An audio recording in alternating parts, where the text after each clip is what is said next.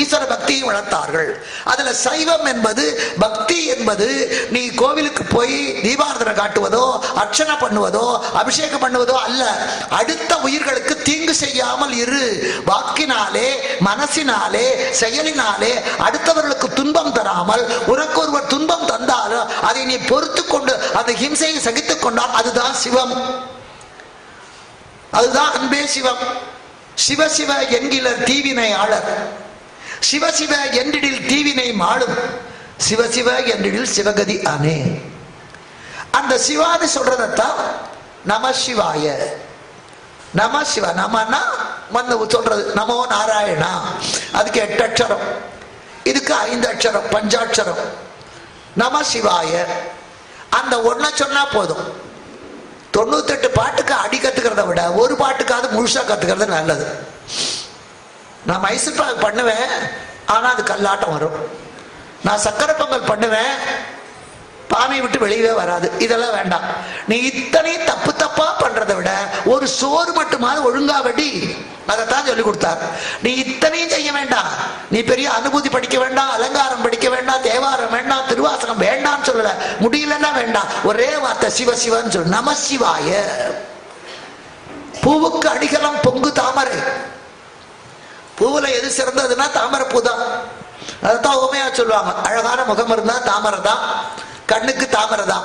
அதனால பூவுக்கு அடிகலம் பொங்கு தாமரை, ஆவுக்கு அடிகலம் அரண் ஐந்தாடுதல். ஆனா பசுமாடு, பசுமாட்டுக்கு எது சிறப்புனா பஞ்சகவ்யம். எப்பேற்பட்ட பாவம் செய்திருந்தாலும், எப்பேற்பட்ட தீவினை இருந்தாலும் அதை தீர்க்கக்கூடிய சக்தி இந்த பஞ்சகவ்யத்துக்கு உண்டு. ஒரு பிள்ளைப்பத்து இருந்தாலோ, இந்த 11 நாள் கழிச்சு தீட்டு கழிகிற போதோ, அல்லது வீட்டில் ஏதாவது தீட்டு தப்பு நடந்து அது நிவர்த்தி ஆகிற நேரமோ, ஒரு வீட்டில் கிரகப்பிரவேசம் பண்ற போதோ இந்த பஞ்சகவ்யம் முக்கியம். பசுவினுடைய பால், தயிர், நெய், கோமயம், சாணி, இதெல்லாம் துளி துளி சேர்த்து அதை தீர்த்தமா கொடுத்து அதை சாப்பிடுகிற போது அத்தனை பாவங்கள் உள்ள இருக்கிற கெட்ட நினைப்பெல்லாம் போயிடும். இப்போ சாணி திம்பாளா, கோவில முழுகிறதுக்கு சாணி தான் பயன்படுது. பெனாயில் போட்டு கோயில முழுக மாட்டோம். இப்ப முழுகிறோம், சாணி போட்டு தான் வீட்டையும் முழுகணும், வாசலுக்கு சாணி போட்டு தான் தெளிக்கணும். இப்ப எந்த குழந்தை சாணத்தை தொடுது சொன்னாலே அருவருப்பு. அது கிருமி நாசினி, சகலத்தையும் போக்குற சக்தி சாணத்துக்கு உண்டு. அந்த கோமயம் இருக்கிற இன்னைக்கு புது வீடு கட்டினா முதல்ல பசுமாடியும் கண்ணுக்குட்டியும் தான் உள்ள விடுவோம். அப்படி உள்ள விடும்போது அந்த மாடு அங்க கோமயம் ஒண்ணுக்கு போய் அங்க சாணி போட்டதுன்னா மகா புண்ணியம். அதே மனுஷன் போனா மகா பாவம். நம்ம கூட சேர்ந்தது எதுவுமே உருப்படி இல்லை. ராமகிருஷ்ண பரமஹம்சர் கிட்ட ஒரு பையன் வந்தான்.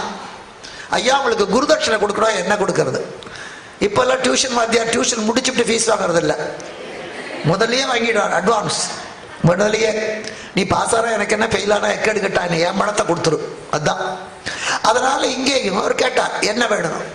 ஒண்ணு வேண்டாப்பா, உலகத்துல எது ரொம்ப ரொம்ப மட்டமானதோ, யாருக்கு பிடிக்காது எதுவோ அதை கொண்டு வா, நான் ஏத்துக்கிறேன். இந்த பையன் போனான். போகும்போது வழியில ஒரு இடத்துல ஒரு பசுமாடு சாணி போட்டிருந்தது. உடனே அந்த சாணத்தை எடுக்க போனோம். அப்போ ஒரு பாட்டி வந்தா, டே பையன் அம்மா எடுக்காத.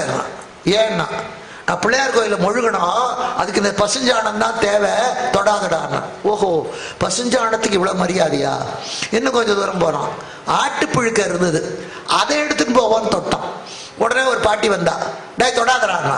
ஏன்னா ரோஜா செடிக்கு ஆட்டுப்புழுக்கை எருவா போட்டா பூ பெருசு பெருசா பூக்கும்டா, கோயில் நந்தவனத்துக்கு இந்த ஆட்டுப்புழுக்கை போடுறதுக்கு தான் நான் பொறுக்கிறேன், தொடாதேன்னு.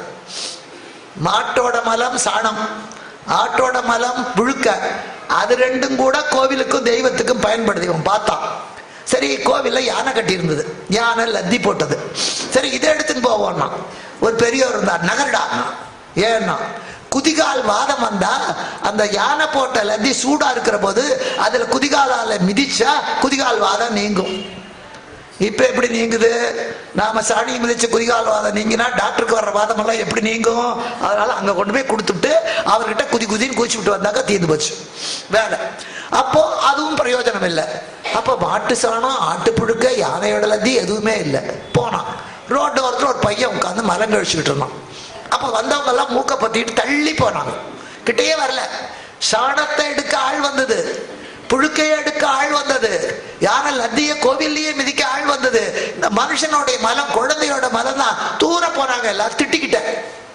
இவன் பார்த்தான், உலகத்திலேயே இதுதான் மட்டமானது, இதை கொண்டு போவோம், அந்த மலத்தை எடுக்க போறோம்.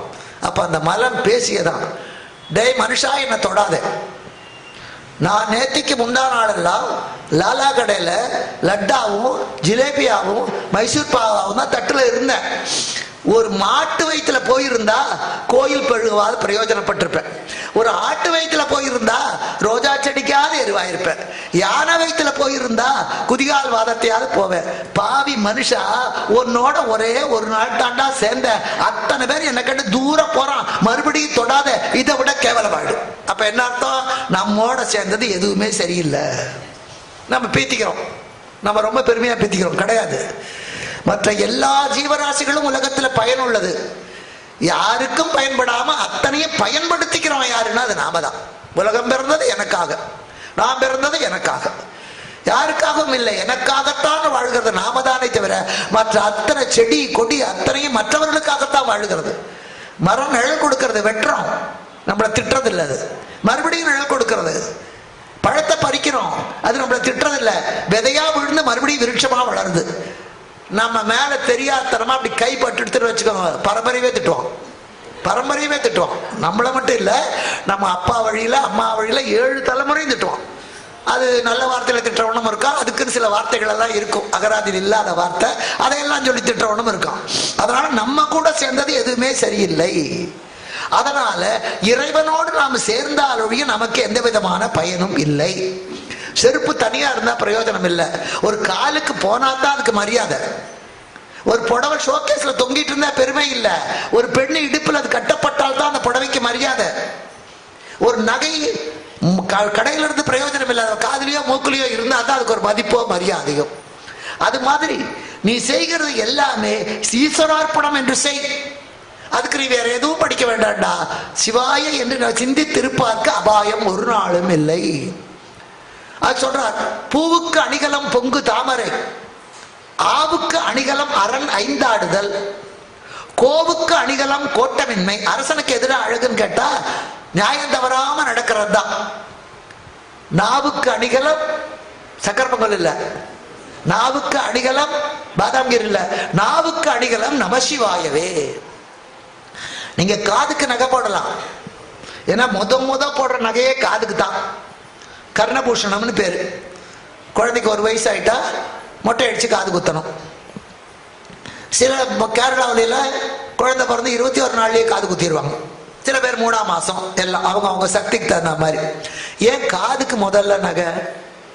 ஏன் நீ கண்ணால நல்லதுலாம், மூக்கால நல்ல வாசனை பிடிக்க மாட்டேன்னு அமைக்கலாம், வாயால நல்ல வார்த்தை பேச மாட்டேன் இறுக கடிச்சுக்கலாம், கையால குடுக்க மாட்டேன்னு கையை மூடிக்கலாம், காலால கோயிலுக்கு போக மாட்டேன்னு இருக்க ஊனிக்கலாம். ஆனா காதால நீ கேட்க மாட்டேன்னு சொன்னாலும் முடியாது, அது காதுல வந்து விழுந்துதான் ஆகும். அப்ப அந்த காதினால் தான் கற்றிலன் ஆயினும் கேட்க அஃது ஒருவருக்கு ஒர்க்கத்தின் ஊற்றாம் துணை. நீ படிக்கலைனாலும் நல்ல விஷயத்த கேளு, அது உனக்கு இப்ப பயன்படலைனாலும் அதுக்கு ஒரு சமயம் வரும்போது அந்த வார்த்தை உனக்கு பயன்படும். அதனால இந்த காது பிரணவ வடிவம், ஓம் வடிவத்துல இருக்கு இந்த காது. காதுதான் நமக்கு அறிவை கொடுக்கிறது. பிறந்ததுல இருந்து குழந்தை முதல்ல அம்மா எங்க அழறான்னு காதால தான் கேட்குது. திரும்பி பார்க்கும், அம்மா எங்க அப்பா எங்க, எங்க அப்பா எங்கடா இப்படி பார்க்கும், காது தான் கேட்கும். அதனால இந்த காதுக்கு முதல் அடிகலன் பிரணவத்துக்கு. அதனாலதான் கர்ணபூஷணம்னு பேரு. காதுக்கு போடுறோம், மூக்குக்கு போடுறோம். 3வது குழந்தையா இருந்தா நிறைய குழந்தை செத்து போறா மூக்குத்தி போடுறது உண்டு. மூக்கன்னு பேரு, பிச்சன்னு பேரு. கழுத்துக்கு நகை, மைனர் செயினும் போட்டுக்கிறாங்க, மேஜர் செயினும் நீங்க போட்டுக்கலாம். கைக்கு வளையல் இப்ப அவங்களும் போட்டுக்கிறாங்க, நாமளும் போட்டுக்கிறோம். காலுக்கு காப்பு அவங்களும் போட்டுக்கிறாங்க, நீங்களும் போட்டுக்கலாம். ஆனா கண்ணுக்கு கூட இப்ப குத்தி ஒரு வளையம் போட்டுக்கிறோம். கண்ணுக்கு கூட அலங்காரம் உண்டு. கண்ணுக்கு மையிடுறது அலங்காரம் தான். கண்ணுக்கு மேல என்னென்னமோ பூசிக்கிறாங்க, எனக்கு அதெல்லாம் பேர கூட தெரியாது, அதெல்லாம் அலங்காரம் தான். உதட்டுக்கு கூட லிப்ஸ்டிக் பூசுறீங்க. ஆனா நாக்குக்கு எந்த அலங்காரமும் நீ பண்ண முடியாது. நாக்குக்கு எந்த அலங்காரம் பண்ண முடியாது. உடல் உறுப்புகளிலேயே உத்தமமான உறுப்பு நாக்கு தான்.